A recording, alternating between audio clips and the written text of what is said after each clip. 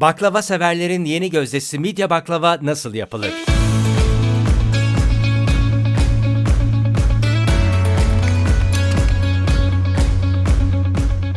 Yakın zamanda baklavalar diyarı Gaziantep'te görücüye çıkan, şekli itibariyle midyeye benzeyen ve bu sebeple midye baklava olarak anılan bu lezzetin normal baklavadan farkı, daha yoğun Antep fıstığı içermesi ve içindeki bol irmik kaymağı sayesinde daha az şeker tadı barındırmasıdır.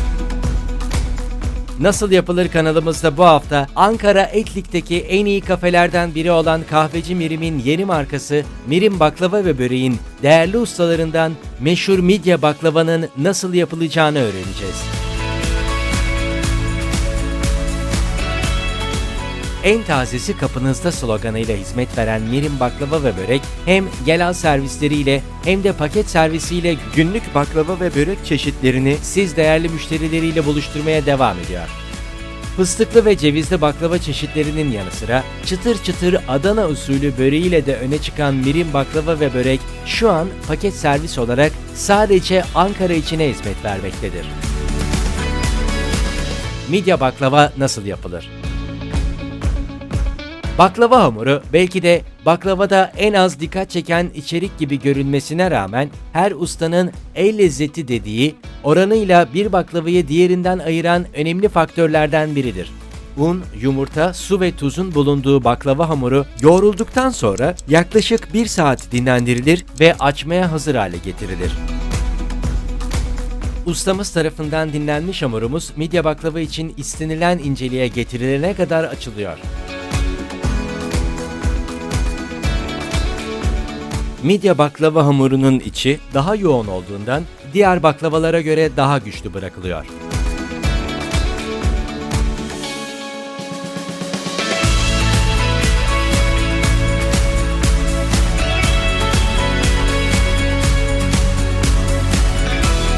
Açılan baklava hamurumuz katmanlı olacak şekilde büzüştürülüyor. Üst ve alt bölgeleri kesilen hamurumuza öncelikle Antep fıstığımızı koyuyoruz. Midye büyüklüğü oranında boşluk bırakarak yaptığımız bu işlemden sonra süt ve irmikle hazırladığımız irmik kaymağımız koyuluyor.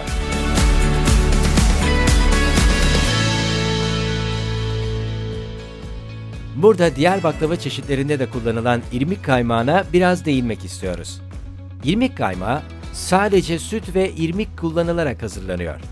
Bir bardak soğuk sütün içine 1 yemek kaşığı irmik konuyor ve ateşte karıştırılarak pişiriliyor.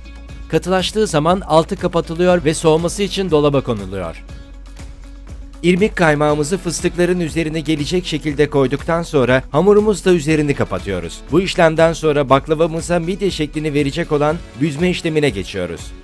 Tüm hamurumuzu büzdükten sonra büzgü noktalarından kesiyoruz ve midye baklavamıza nihai şeklini verecek olan takla atma işlemini yapıyoruz.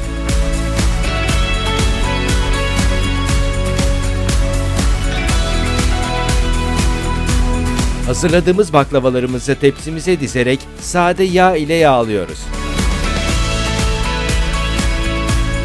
Osmanlı'da revgani sade şeklinde anılan sade yağ, tuzsuz tereyağından su ve yağsız kuru maddeleri uzaklaştırılarak elde ediliyor. Sonunda ise %99 oranında süt yağı barındıran sade yağ ortaya çıkıyor. 1 kilogramlık tereyağından ortalama 900 gram sade yağ çıkıyor. Baklavanın lezzetinin en önemli unsurlarından olan bu yağın kalitesi, baklava kalitesini de belirlemiş oluyor. Daha sonra hazırlanan tepsimizi 180-190 derece ısıtılmış fırında üzeri kızarana kadar yaklaşık 30-35 dakika pişiriyoruz. Fırından yeni çıkmış midye baklavamıza şerbeti veriliyor ve dinlendirilerek servise hazır hale getiriliyor.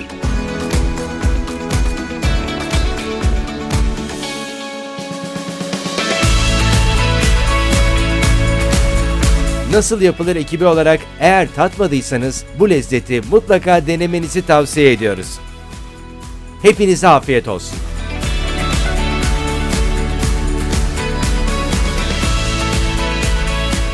Videomuzu beğendiyseniz sağ altta bulunan beğen butonuna basarak ekibimize moral verebilir, her hafta yayınladığımız birbirinden ilginç nasıl yapılır videolarımızı kaçırmamak için kanalımıza üye olabilir ve sizi bilgilendirmemiz için zili aktif hale getirebilirsiniz. Bir sonraki nasıl yapılır videosunda görüşmek üzere.